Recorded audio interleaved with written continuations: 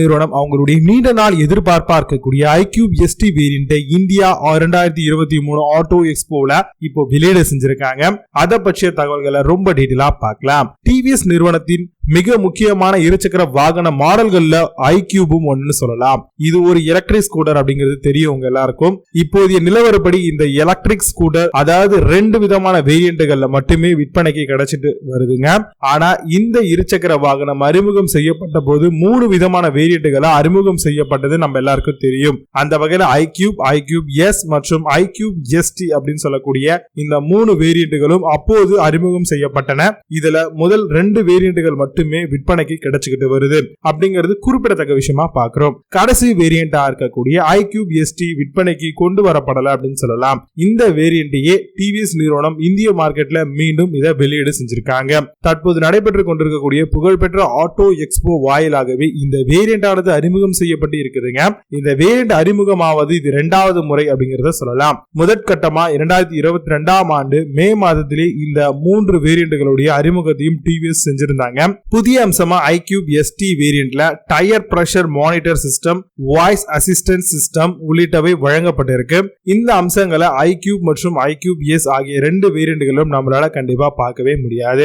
இதை தவிர வேறு எந்த விதமான மாற்றத்தையும் இந்த வேரியன்ட்கள்ல நமக்கு டிவிஎஸ் செய்யல அப்படின்னு சொல்லலாம். அதே வேளையில iQube ST மற்ற 2 வேரியன்ட்களை காட்டிலும் கொஞ்சம் அதிகமான ரேஞ்சை தரக்கூடிய ஒரு ஆப்ஷனா நம்மளுக்கு இங்க அவங்க வழங்கியிருக்காங்க.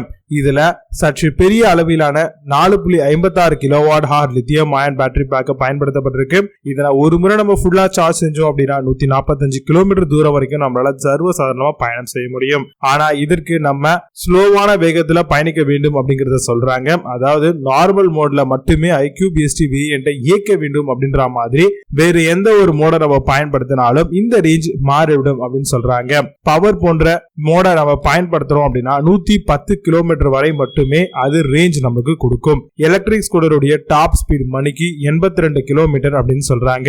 அதே வேளையில வெறும் 4.2 செகண்டுகளிலேயே 0 இருந்து மணிக்கு 1 கிலோமீட்டர் வேகத்தை ஈஸியாவே எட்டிடும் அப்படின்னு சொல்றாங்க.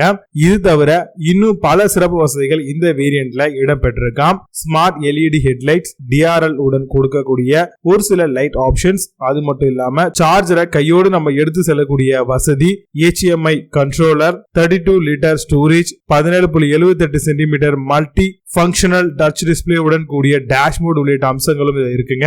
இது தவிர live tracking, crash alert, geo fencing, திருட்ட தவிர்க்கக்கூடிய அலாரம், 45 இணைப்பு அம்சம் போன்ற அம்சங்களும் இந்த ஒரு ஸ்கூட்டர்ல வழங்கப்பட்டிருக்கு. மோட்டாரை பொறுத்த வரைக்கும் BLDC மோட்டாரா பயன்படுத்தியிருக்காங்க. 4.4 கிலோவாட் பவரை இது வெளியேற்றக்கூடியதா இருக்கும். இது 3 கிலோவாட் பவரையும் 33 நியூட்டன் மீட்டர் டார்க் திறனையும் வெளியேற்றும். இதோடைய மின் மோட்டார் IP67 வாட்டர் மற்றும் டஸ்ட் சான்று பெற்ற ஒரு வண்டி அப்படிங்கறத சொல்லலாம். சோ கண்டிப்பா இந்த ஒரு ஸ்கூட்டர் பத்தி நீங்க என்ன நினைக்கிறீங்க?